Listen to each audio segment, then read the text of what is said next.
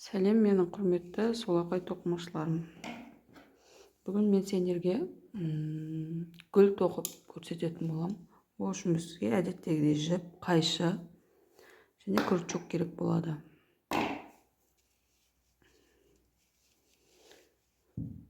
Ал бастаймыз. Бұл жерде енді өткендегі сабақтан өзгешелігі біз ілмектерді іліп алып ілмек арқылы тоқимыз. Бізге 50 ілмек керек болады. 1 2 3 4 5 7 8 9 10 11 12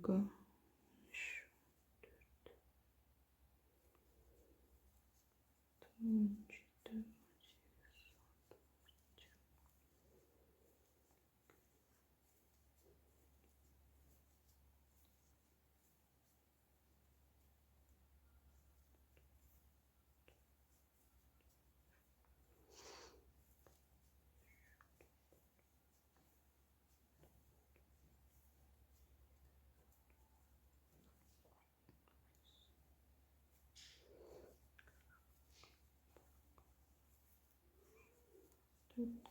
45 46 47 48 49 50.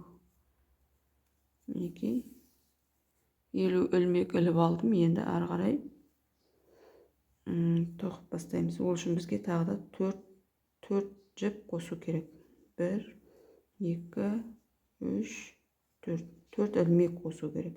Енді крючогымызға жіпті орап алып, мына ілмектердің 4-шісінен бастап тоқимыз. 1 2 3 4 іліп аламыз. Мінекей.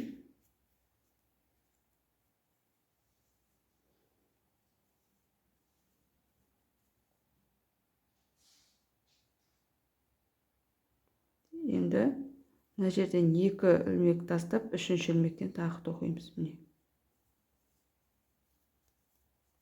3-ші ілмектен тоқимыз. Тағы да 2 ілмек іліп аламыз.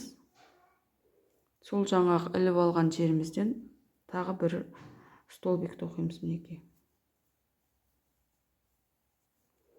Енді ілмек ілмей, 2 ілмек тастап, 3-шісінен столбик тоқимыз. 2 ілмек іліп аламыз. Сол столбик тоққан жерімізден тағы бір столбик тоқимыз.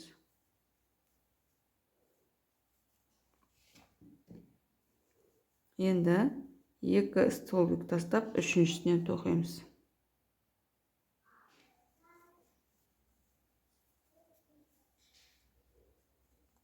2 ілмек іліп алып, сол тоққан жерімізден тағы бір столбик тоқимыз.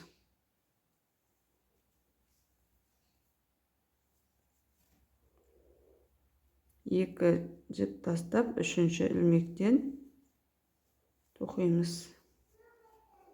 2 ілмек іліп, сол ілмектен тағы бір столбик тоқимыз.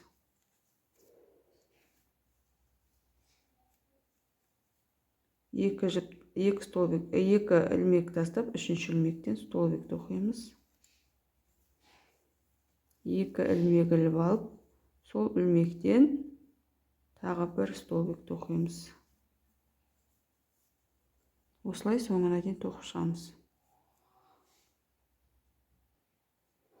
Міне мен соңына келдім. Соңында да тура солай аяқтаймыз. Мінекей. 2 ілмек тастап, соңғы ілмектен тоқимыз.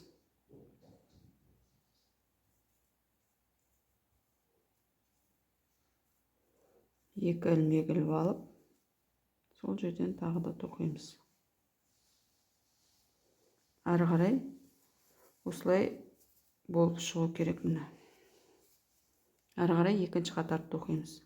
2-ші қатарды тоқу үшін 2 ілмек іліп алып, енді 2 столбиктен тоқып шығамыз. 2 столбик, 2 ілмек аламыз. Тура сол жерден тағы да 2 столбик тоқимыз.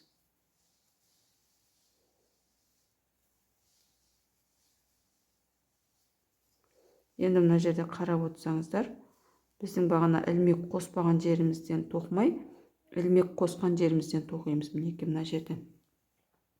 Осы жерден 2 столбик тоқимыз. 2 ілмек, тағы да сол жерден 2 столбик тоқимыз.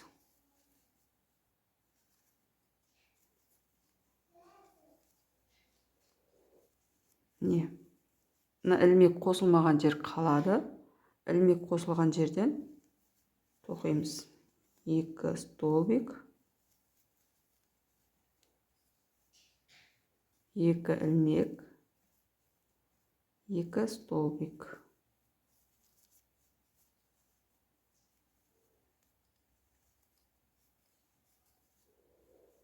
Мына жер қалады.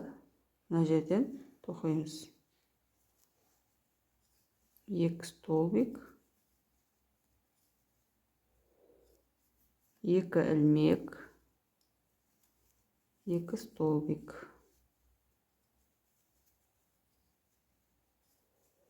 Тағы да 2 столбик,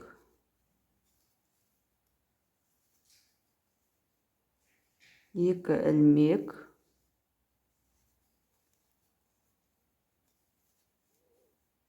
2 столбик.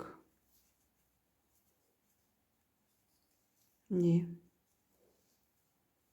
Осылай соңына дейін тоқып шығамыз. Бұл гүлді, мысалы үшін оқушы қыздарымыз болса, осындай ақ түстен тоқып, бантик қылып та шаштарына тағуларыңызға болады. Кез келген көйлек нелерге де тағуларыңызға болады. Менің каналыма тіркеліп, лайк басып кетіңіздер. Қоңырауша белгісін басып қойсаңыздар, менің каналымда шыққан видеоны бірінші болып көретін боласыздар. Осылай соңына дейін тоқып шығамыз.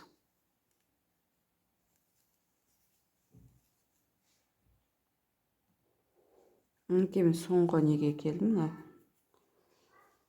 Осы жерге де тура сол басындағыдай тоқимыз. 2 столбик,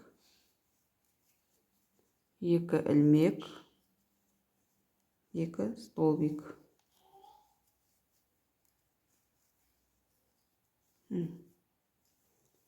Бұл біздің екінші қатарымыз. Екінші қатарды аяқтадық. Енді ешқандай жоғары көтермейміз.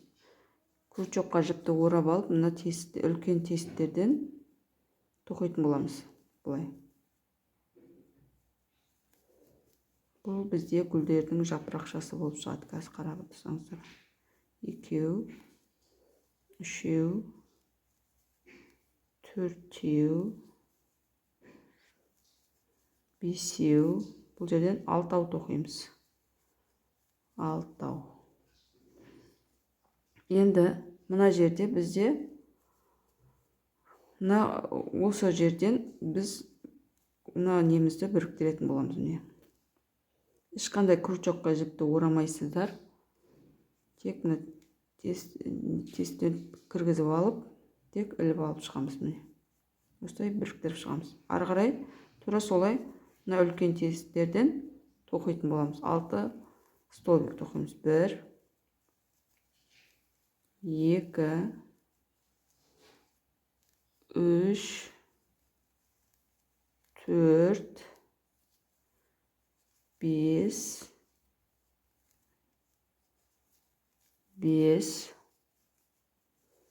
6. Мына жерде аяқтаймыз. Мінекей. Ары қарай тура солай ілмек іліп аламыз. 1, мына үлкен тесіктен тоқимыз. 2-шісі, 3, 4, 5, 6. Мына жерде аяқтаймыз мінекей. Ары қарай 1,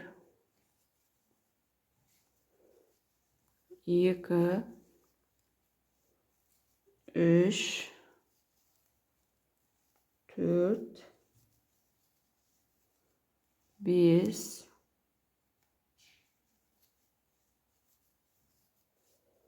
6.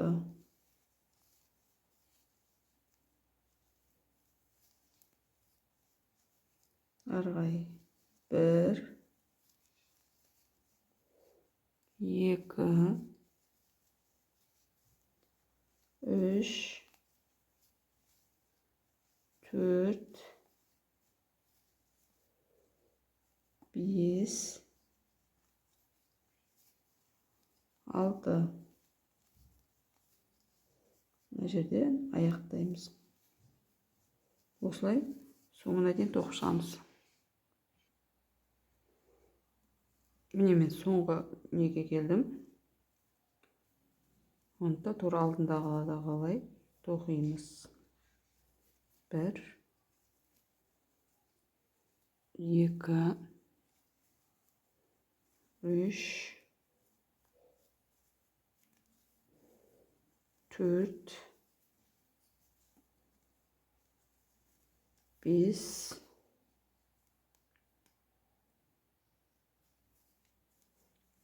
6. Енді біріктірген кезде мына соңғы столбикке біріктіреміз мінекей. Міне, іліп алдық. Жіпті мынадан ешқандай не ілмей шығарып аламыз. Жібімізді ұзындау қылып аламыз. Бұл жіп бізге қазір тігуімізге керек болады. Жіпті қырқамыз.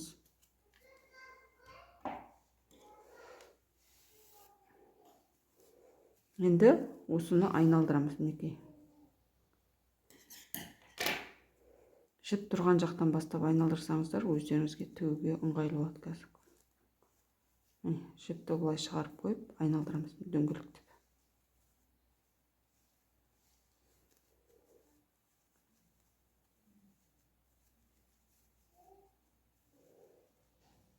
Мендегі гүл шағын болып шықты. Сіздер бұдан да үлкен қылып тігулеріңізге болады. Мінекей, осындай гүл шығады. Енді мына жіппен біріктіреміз, тігеміз яғни.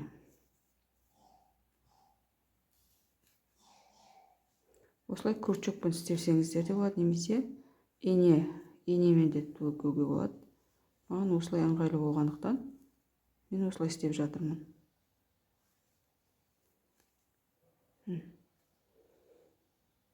Астындағы жапырақшаларды ажырап кетпеу үшін осылай тігіп шығасыздар. Күртшекпен ілдіріп тігіп шығамыз.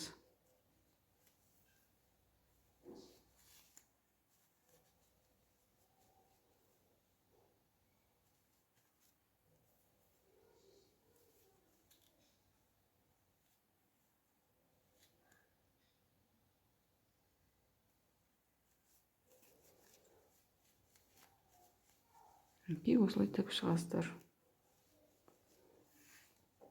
Мына жіпті осылай қалдырсаңыздар болады. Мына екеуін біріктіріп қалдырсаңыздар, жаңағыдай бант резинкаға тағып не істеу үшін қалдырып қойсаңыздар болады. Резинкаға тақсаңыздар да, немесе басқа бірдеңелерге тағатын болсаңыздар, осы жіптің өзімен таға саласыздар. Мінекей осындай әдемі гүл шықты. Каналыма тіркеліп, лайк басып, комментарияға өз ойларыңызды жазып кетіңіздер.